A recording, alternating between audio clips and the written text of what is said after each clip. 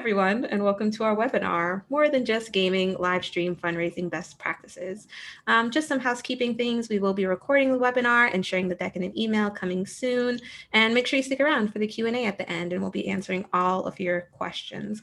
But if you do have questions throughout the webinar, feel free to drop them in the chat, and I'll take note of them and be sure that we get to them either throughout the webinar or at the end. Just a little bit about who I am. I'm Carisha Martinez, one of our senior marketing associates at Whole Whale, and your moderator for today's webinar.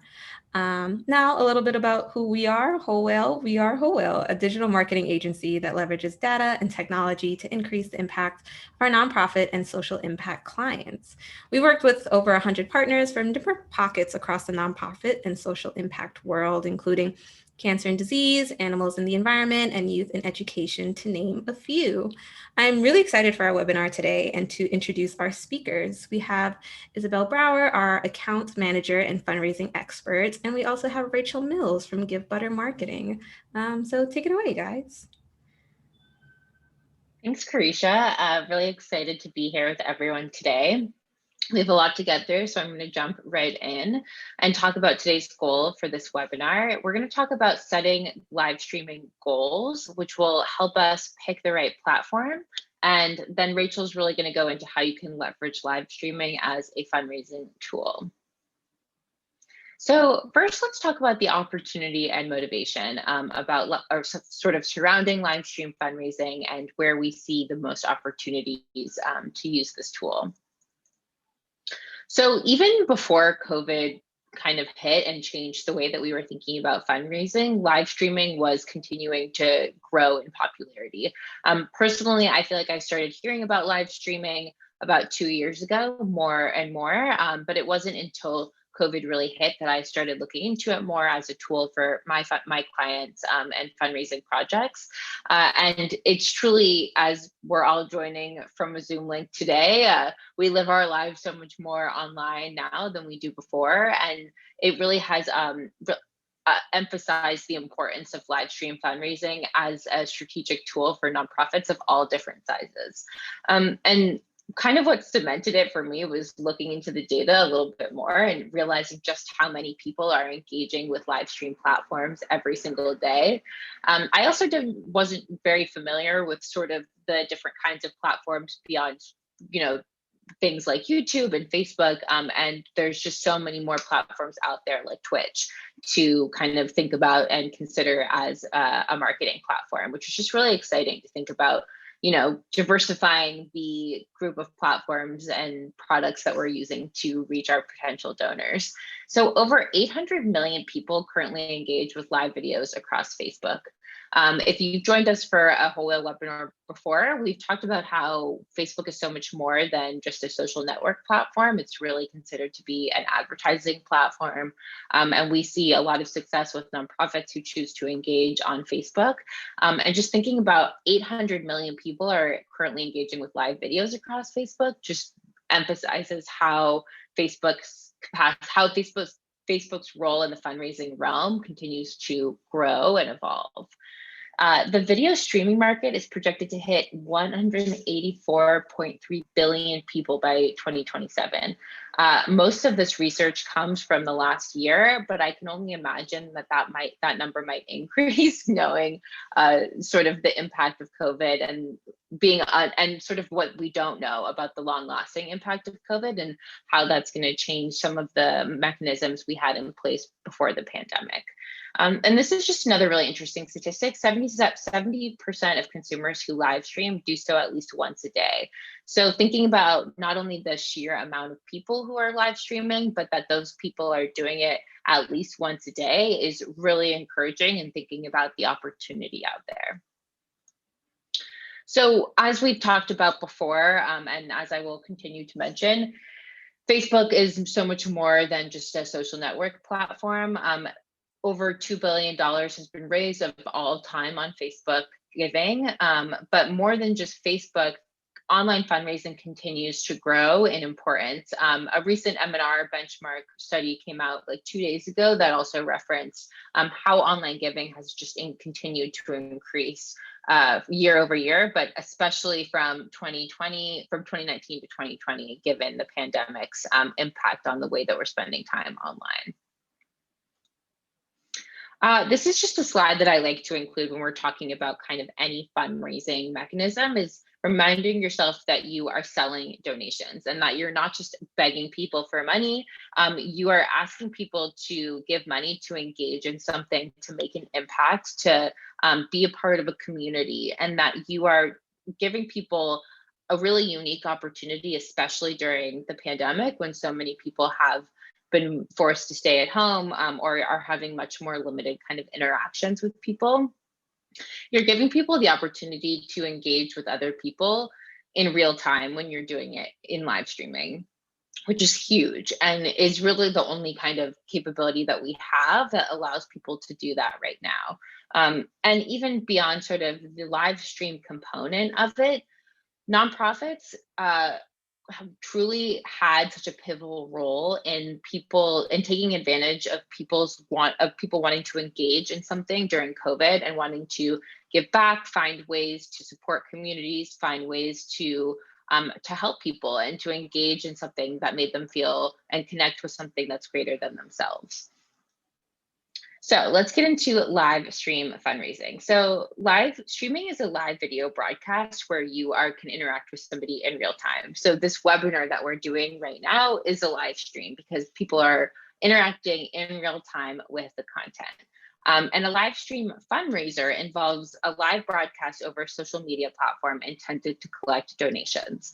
So it would be sort of strange right now if all of a sudden I stopped this presentation and said, oh, can you donate to this organization or go buy the Give Better product right now?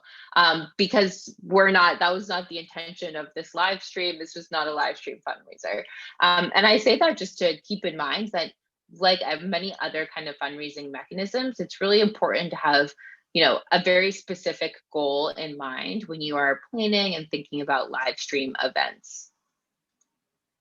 So why live stream? You recognize that there's a lot of opportunity out there. It seems like an interesting tool to engage with people, but if I'm feeling kind of intimidated by it, I'm not really sure how to approach it. Is it really worth the money and time it's going to take?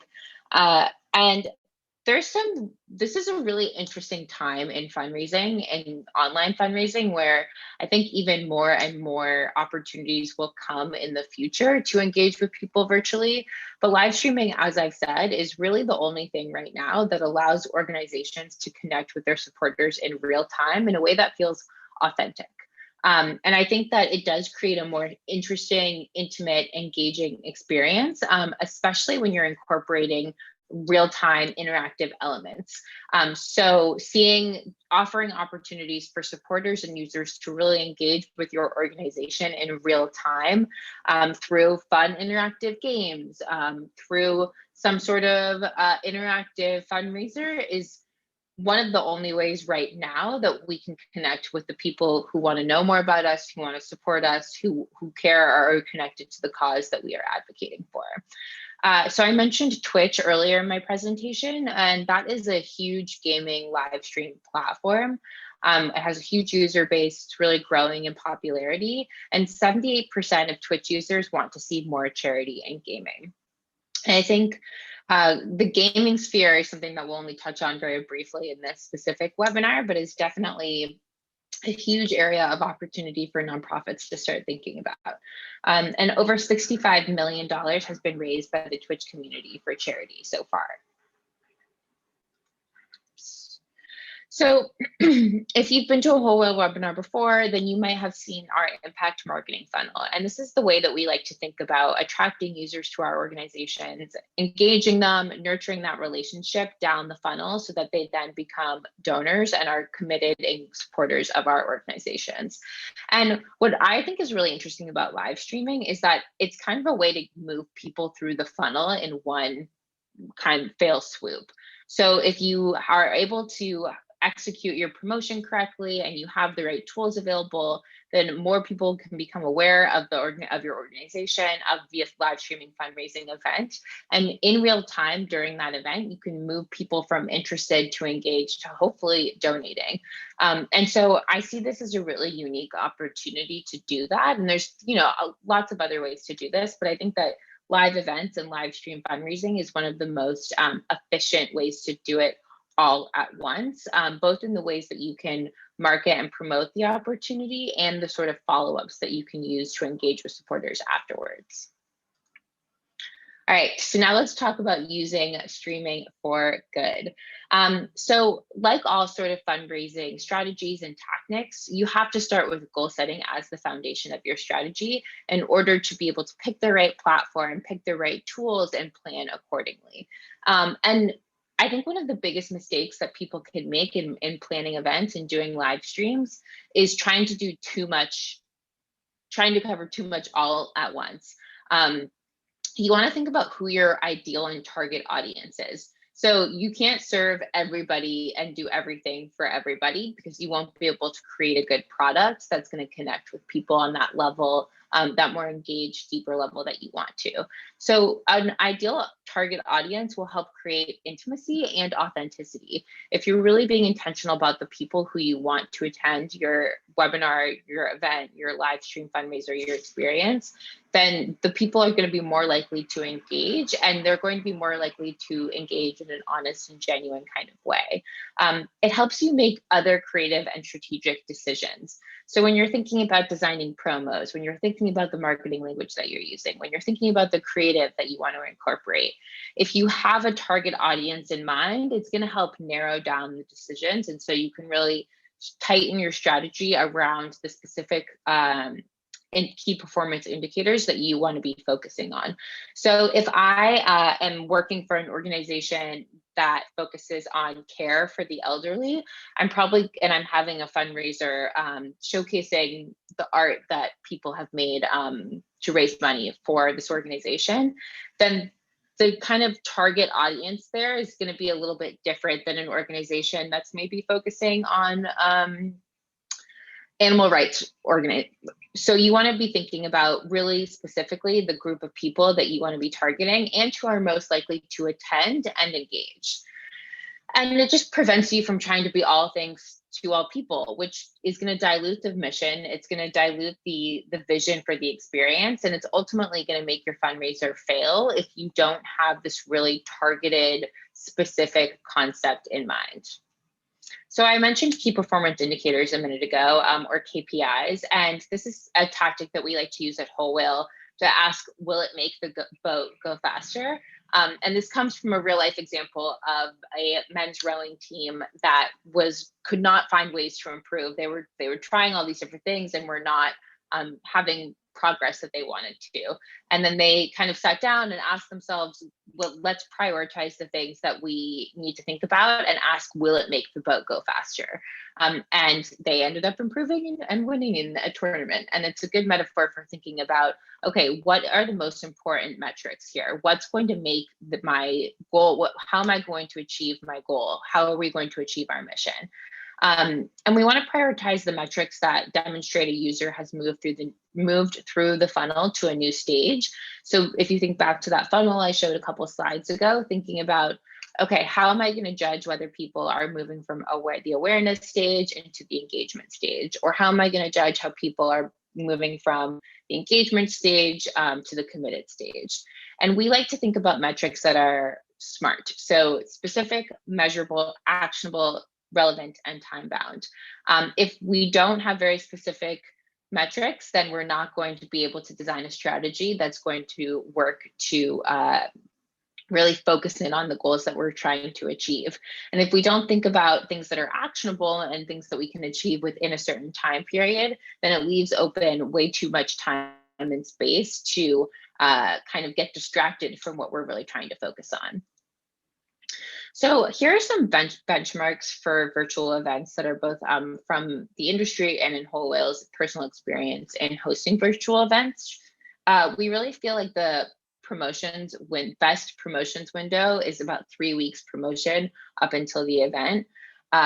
and starting, if you're executing a paid strategy and wanting to utilize retargeting or anything like that, then thinking about even a month ahead is our recommendation. It definitely depends on the type of event you're hosting and the type of organization you are and the type of audience you're trying to attract. Some of our audience expectation benchmarks based off of our experience is that for free webinars, you have about 40% of attendees actually attend. And then for paid webinars, about 60 to 70% of registries attend. So when you're thinking about the goal number of people that you want for the goal target audience that you want for your webinar, then you want to be thinking about, okay, how many people do I need to get to sign up to attend the event? Some external benchmarks say that 54% of virtual registrations convert to attendees. So for that metric, you would maybe want to invite twice as many people and attract twice as many people as you do want to attend. The average attendee watches 68% of sessions over 20 minutes. So that's something to think about in terms of timing for your event. And then virtual events only see an average retention rate of 43%. So I think that there's a lot of work to be done in the follow-ups that we do from virtual events. And we have a couple ideas of ways that you can say, hey, thanks for attending. Also check out this other thing. But it's also good to keep in mind that even though people who you might attend you might get them for one spot, but then they're not going to come back for another unless you have some pretty dedicated communication to them afterwards. So this is our timeline of errors. So this is kind of describing what the kind of mistakes that you don't want to be making. So think of this as sort of the opposite of how you want to be approaching your promotion and strategy development. So 1 to 3 months out, you want to be thinking about who it's for, setting those goals, thinking about the different descriptions, thinking about how you want to achieve your goals, thinking about how you're kind of the technical pieces of how you're going to make that happen. And if you're not doing that 1 to 3 months out, then you're probably going to have trouble with this event and getting it promoted correctly. So in about the 2 to 4 week out range, if you haven't been heavily promoting the event at this point, then that is a signal that you are maybe going to run into an error in getting enough attendees. And in that sort of planning process, before you are thinking about promotion, you want to be thinking about how your paid communications, how your organic communications are going to be working together to build the right audience for you. And you want to think about how you can work across channels to try and get the right people and target people who are really going to engage with the event. So we generally say a month to 3 weeks is the best window of time for promoting event. In the lead up week, if you are not checking on the AV and technical parts of your event, then you're definitely in trouble. You want to make sure that you can have a backup plan, that you can troubleshoot, that you're leaving time to make sure the audio is going to work, that you're leaving time to make sure that the videos are going to work, that you're checking in with people who are participating. You also want to be reminding the audience with alerts and emails that don't forget, this is coming up, last chance to sign up. Pretty frequent communication leading up. So the biggest error that you can make in hosting a live stream event, in my opinion, is not giving the same level of attention and energy to it that you would a live event. So if you sign on to a webinar or a fundraiser and you are kind of not trying to engage with attendees, you're not doing anything to keep people engaged and motivated, then you're going to be feeding the fatigue.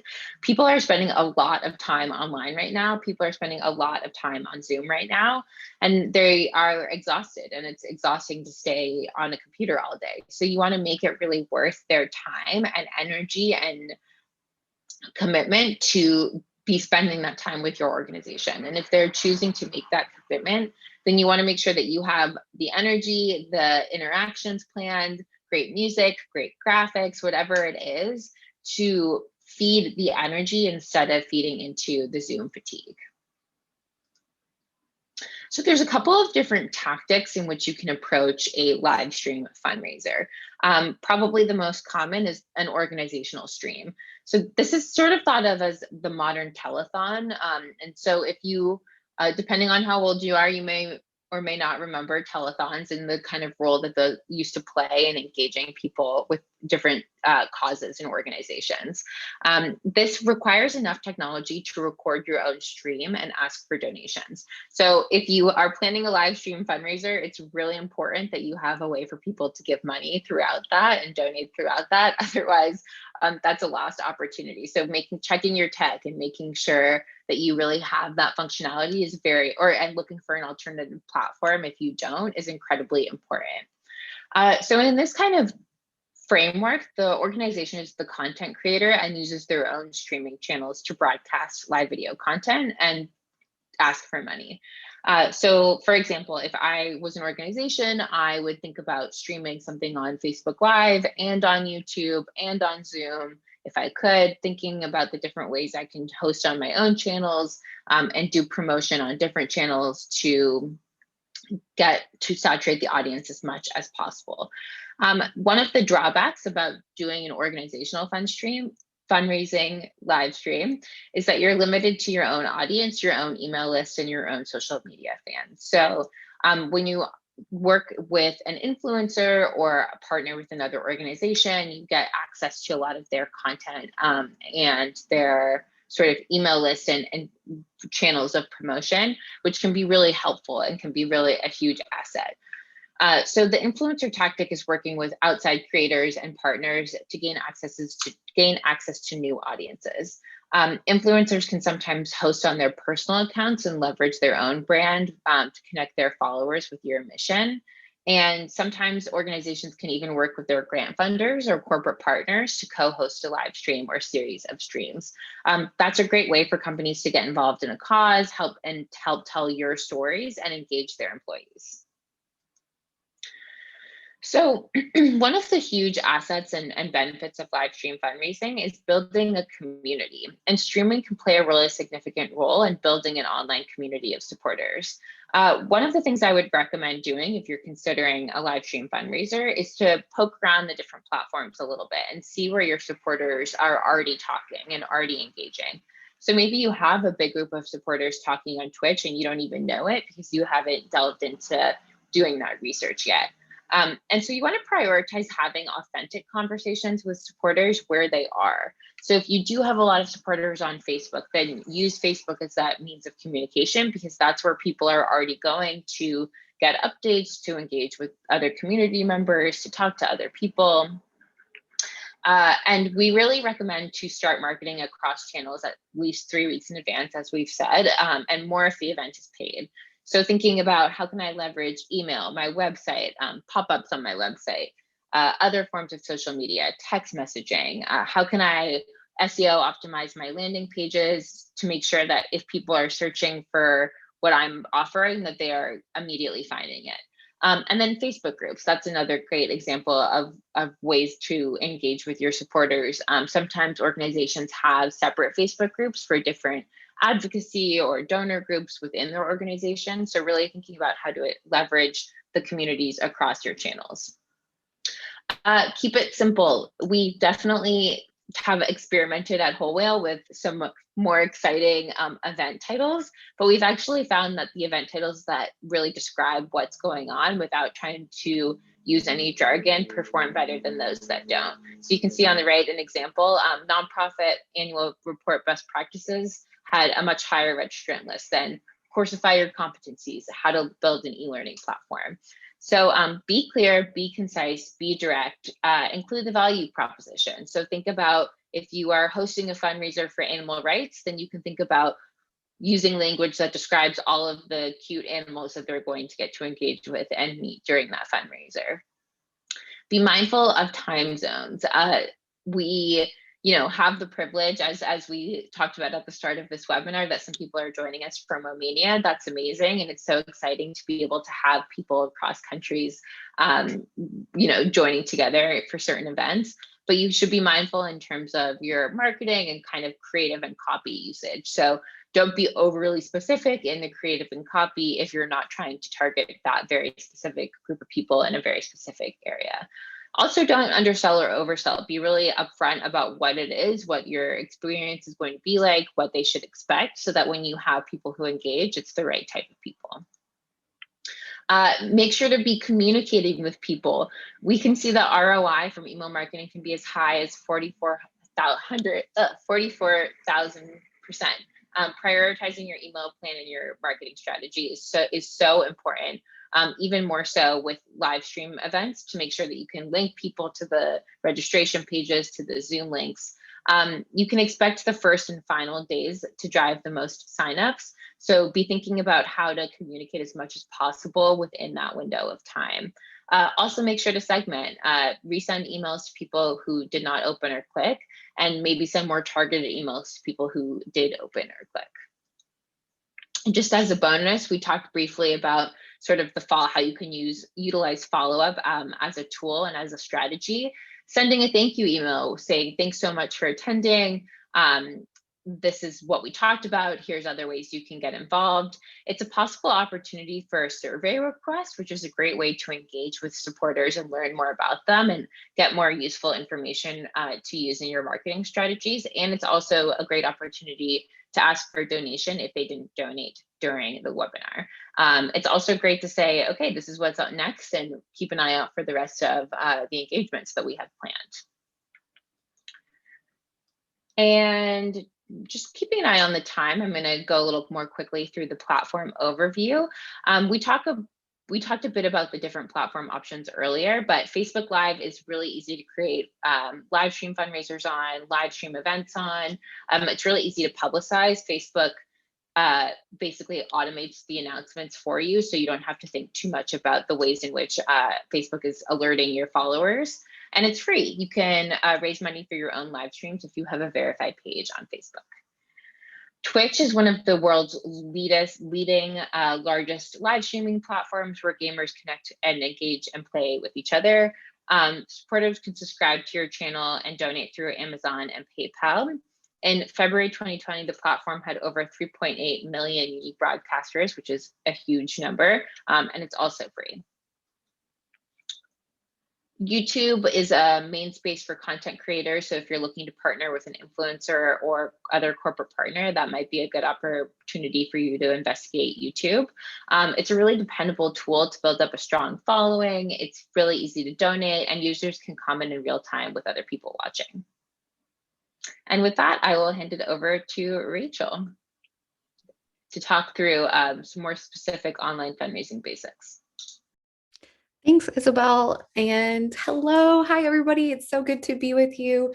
Thank you to our friends at Whole Whale GiveButter. We are so happy to be here. I'm representing GiveButter's marketing team, and if you're not familiar with GiveButter, we are a free online fundraising platform that is downright fun to use. And bonus, we also have our own live stream that you can use for free, as long as you connect with some of these other platforms that Isabelle just mentioned. So if you just go to givebutter.com, you can find out more information, but I'm going to dive in now to some of the online fundraising basics.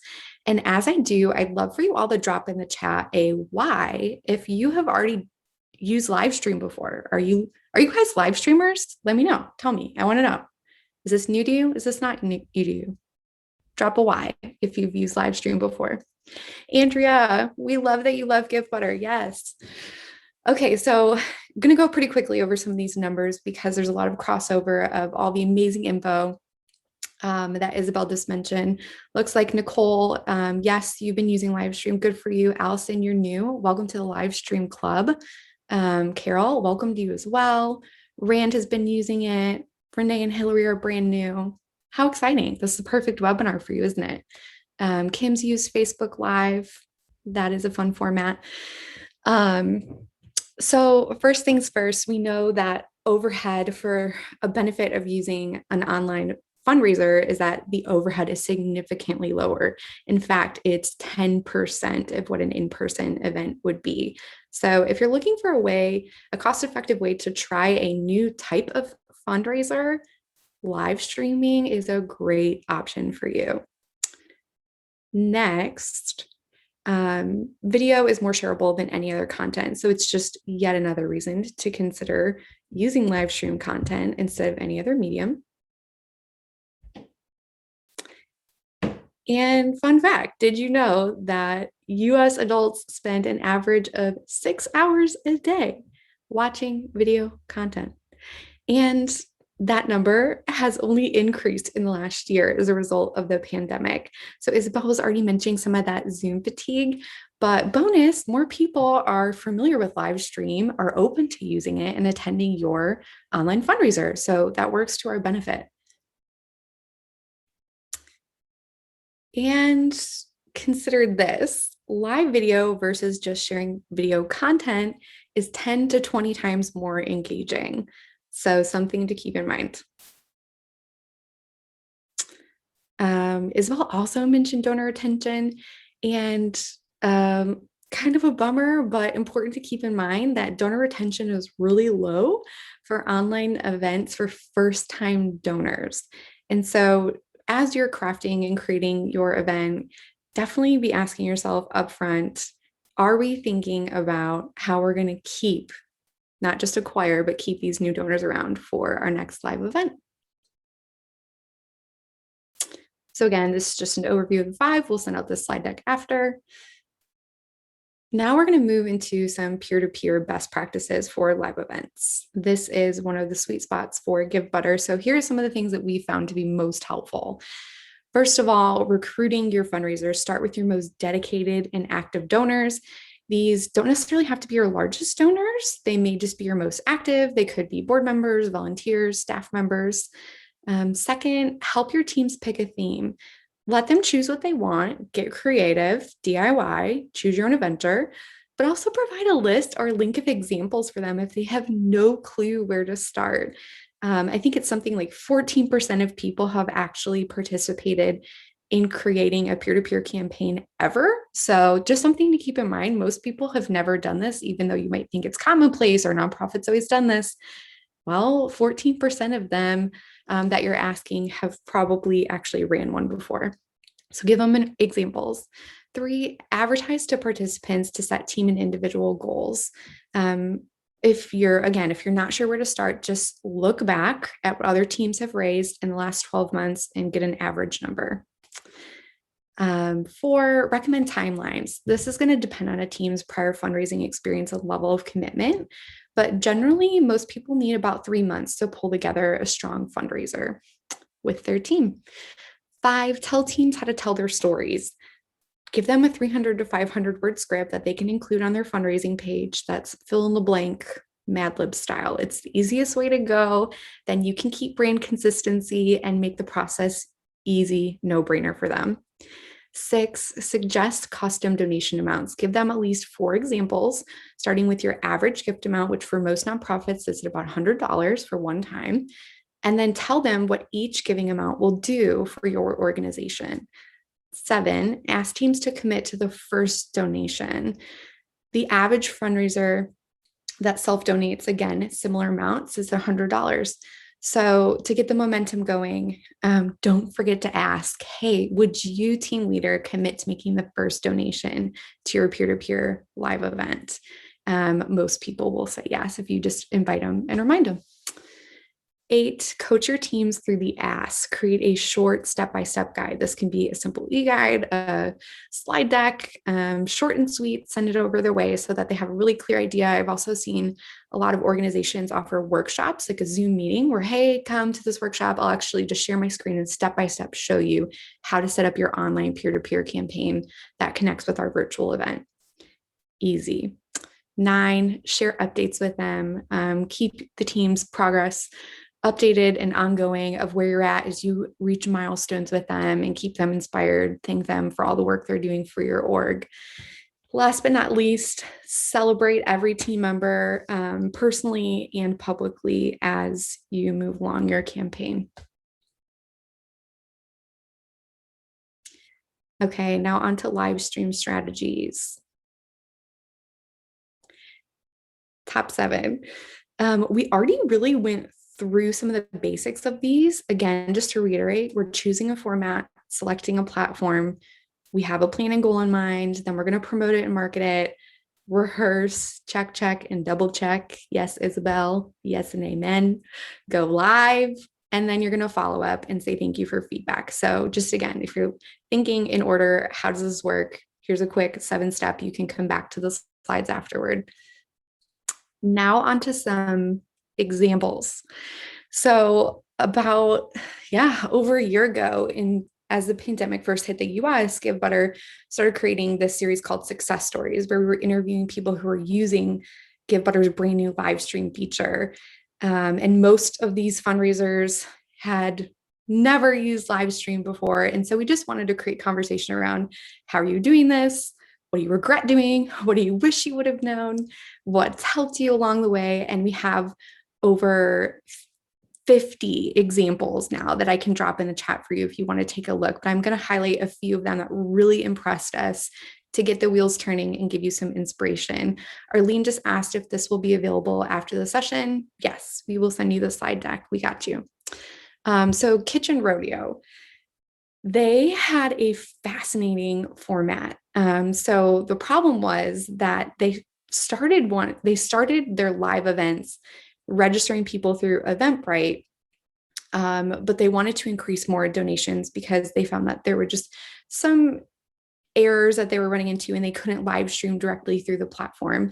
And so they moved over to Give Butter so they could kind of give live stream a try in one place and collect donations. And they started doing 3 to 4 private cooking events a week. And they are still doing them. So I think this number was after like a month of them just getting started.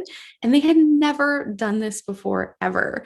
So again, we'll send you the slide links, but they obviously had amazing success.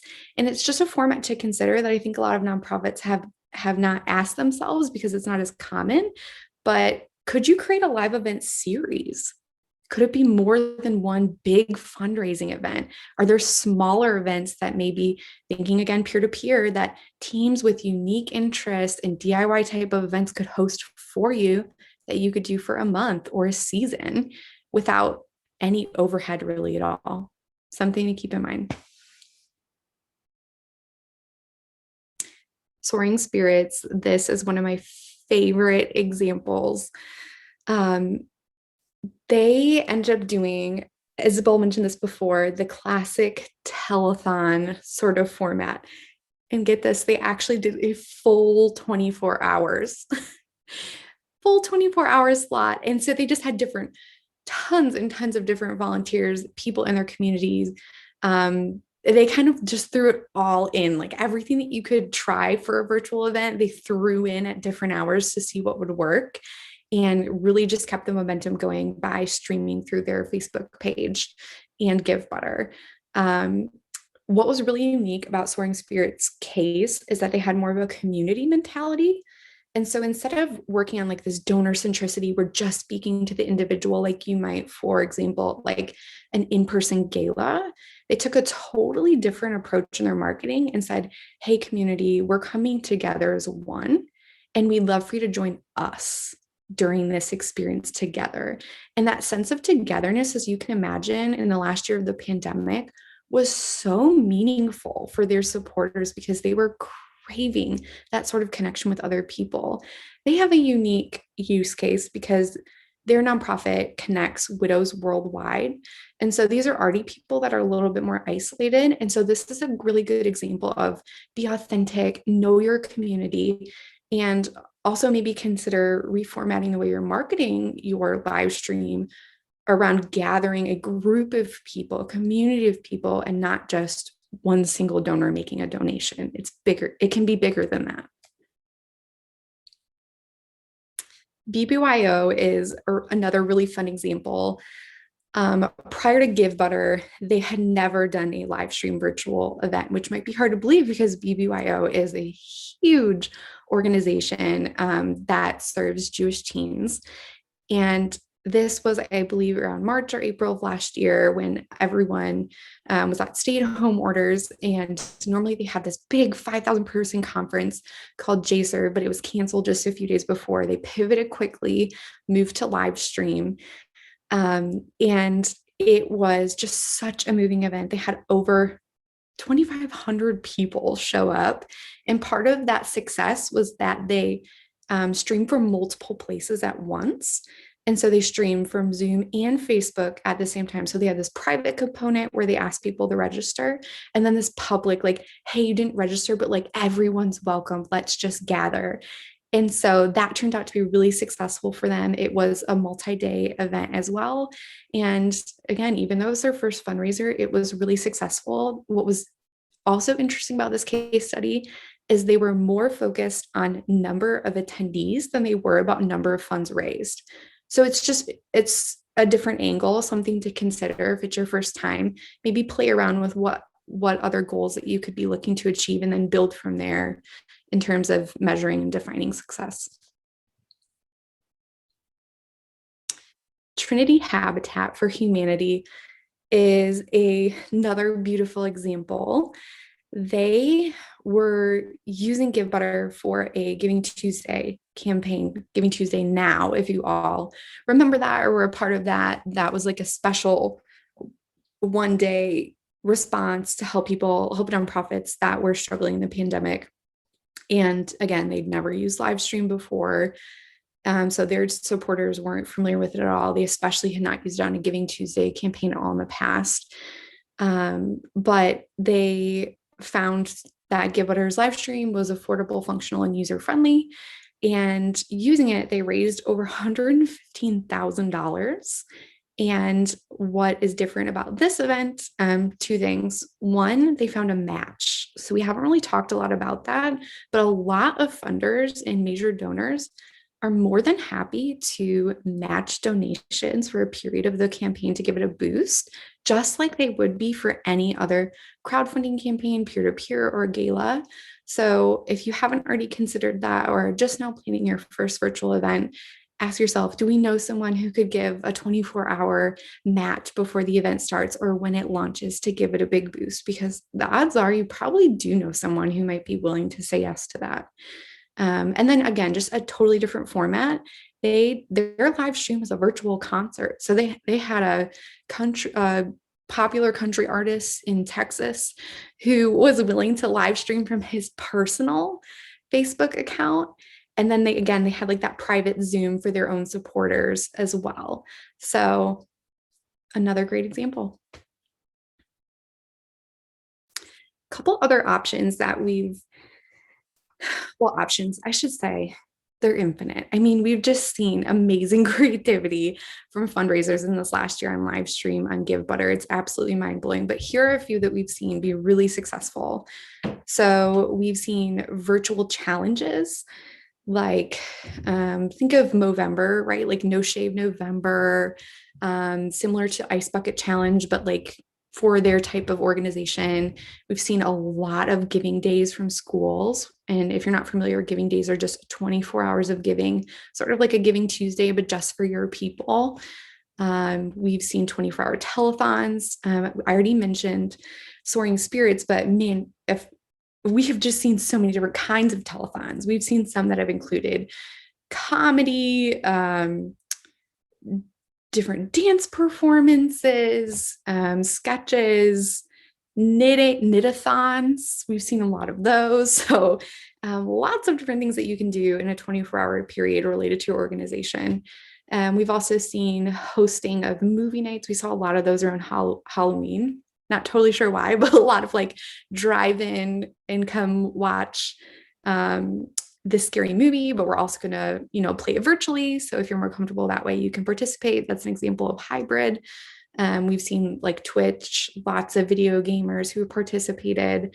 We've also seen Zingo nights. Are you guys familiar with this? Have you heard of it? Zingo, I wasn't either. Apparently it's what we call, it's like Zoom bingo. So Zingo, there you have it. We've also seen celebrity takeovers in musical performances work really, really well. And that's kind of a nod to what Isabelle was saying earlier about the influencer format being really helpful to capture and get more new fans and followers outside of your own little bubble. We've also seen just the idea of creating something, creating anything being really successful because it has that hands-on piece that a lot of us are missing in the pandemic, right? So sort of a nod to virtual or to hybrid is involving things that you can pre-package and send to registrants beforehand.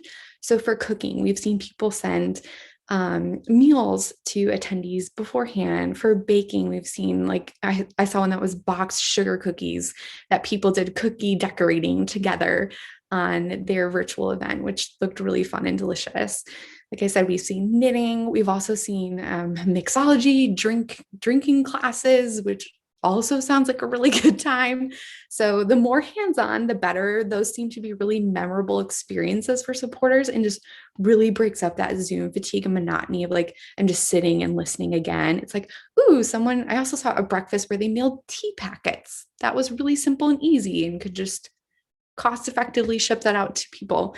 So if you can find some sort of a physical element that you can add in, I think that's a great choice.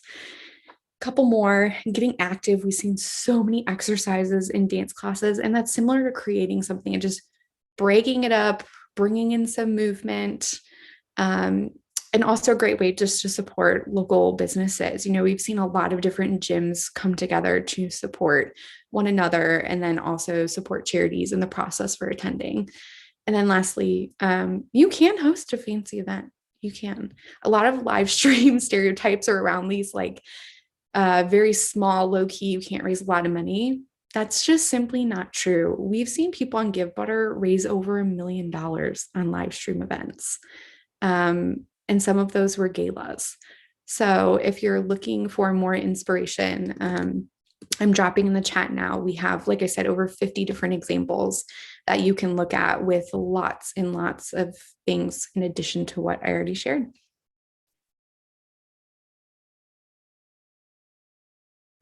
Awesome. Thank you guys so much. Lots of really great ideas in there. And I hope people were taking notes.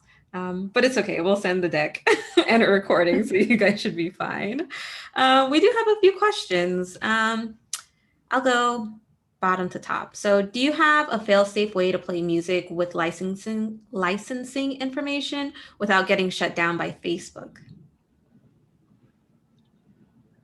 Not that I know of. I hesitate as well to say a fail-safe method for live streaming in general, because it is so specific to like the technology that you have available and the systems that you're using. One of strategy that I have heard of people using is using a song that is a different version of a common song. So a cover or an instrumental version of a song, and kind of trying to get around some of that copyright issue. But I do not know the legal precedent behind that, so do not take my word for it. Just something to think about and consider.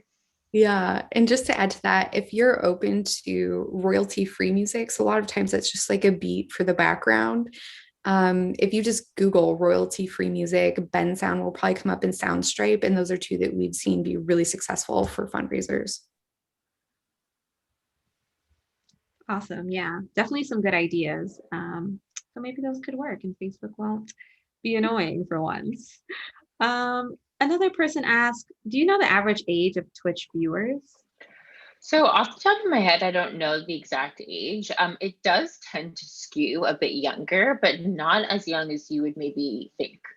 So I think that I think we have this concept of people who are gamers or people who spend time on live stream platforms are a very specific identity or age group. And that is just not really true, surprisingly. Particularly, I think since the pandemic, the different sort of platforms like Twitch have evolved to be more than just one sort of thing. So I think it is one of the things that we have talked about before is it can be hard to reach men in advertising sometimes because of the ways in which Facebook categorizes information and the ways in which men and women, not to generalize, spend time online. And so there's some research out there that indicates that gaming platforms like Twitch are a better way of trying to reach a male audience. If, for example, you are a prostate cancer organization who wants to reach males for a very specific reason. But there isn't a lot of research out yet about that.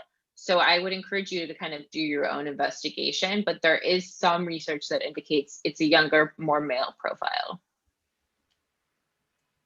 Awesome. Thank you. Another question. This person asked, do you all have any advice for moving into hybrid models like smaller in-person galas with an online live stream component? When not everyone is turning in online, how can we strike a balance where those online can still feel engaged with the event without necessarily being there?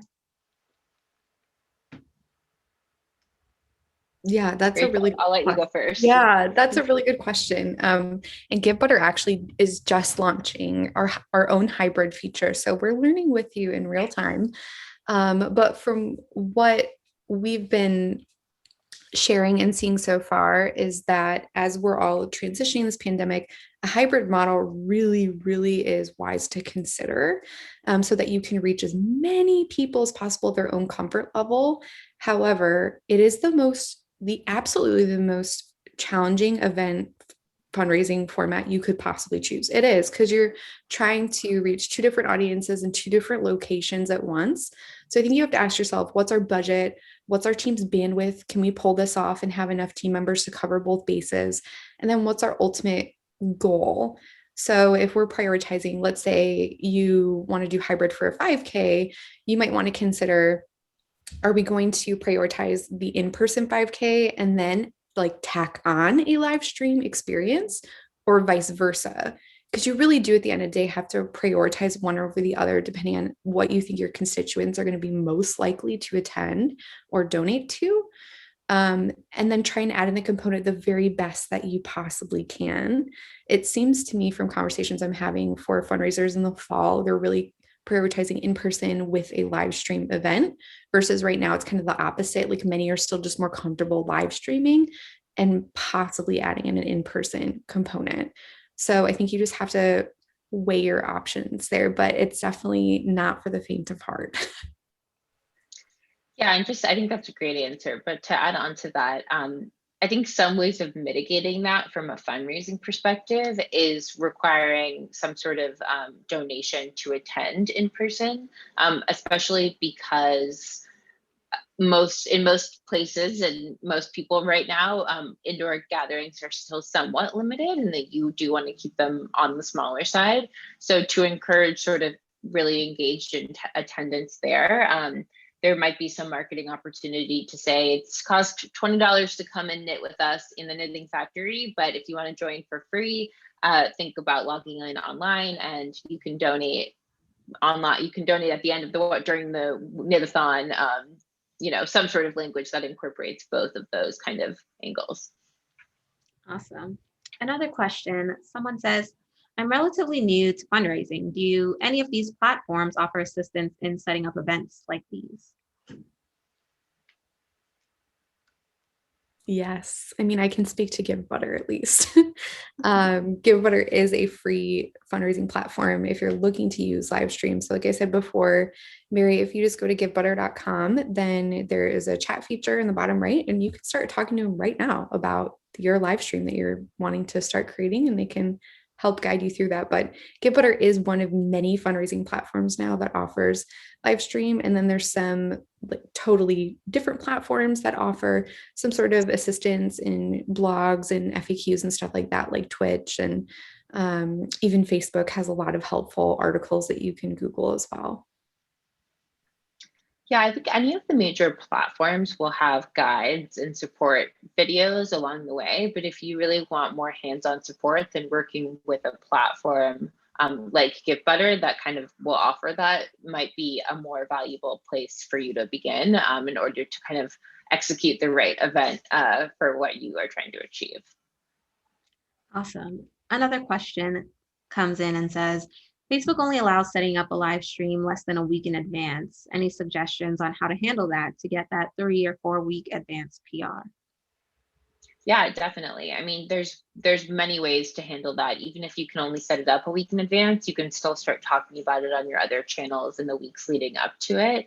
As I said, I think if you can stream if you can figure out a way to host your live stream on different platforms as well, would recommend thinking about different ways to integrate that into your other channels.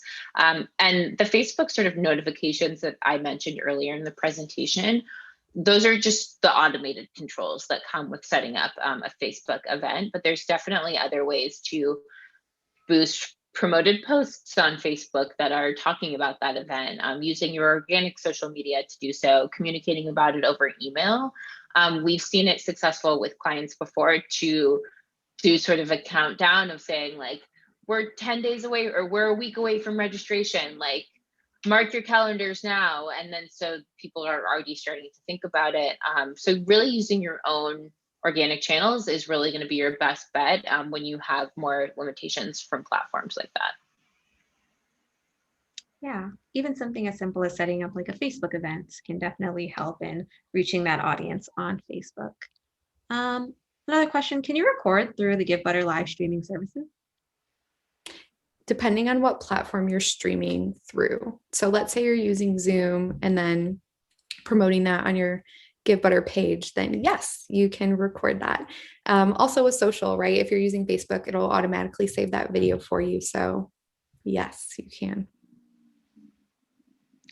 Awesome. We have one more comment that came in that I thought was a pretty good one in our last few minutes. Somebody says, neither Facebook nor Giving Tuesday has worked for them. They get drowned out by larger organizations, and it's hard to fundraise for the arts in the first place. Do you guys have any tips on how a smaller arts nonprofit or organization can really use live streaming to increase their fundraising and donations?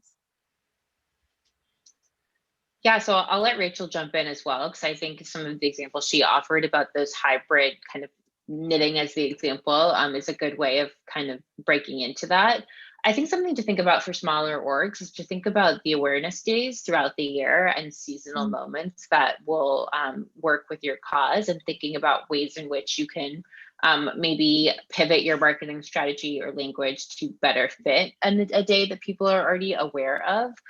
It is a really competitive giving market during Giving Tuesday. And I think that the whole end of year giving season is very competitive, and you do have to figure out ways to make yourself stand out, but it's also about communicating to the right people. So if you're spending time throughout the year building a community of supporters, that will make it easier to use the end of year time period more strategically. But I think thinking about ways throughout the year that you can find that will make your organization really stand out. So an awareness day, a holiday, Mother's Day is coming up. There's a lot of great opportunities for that. But I'll let Rachel finish out and give her recommendations as well.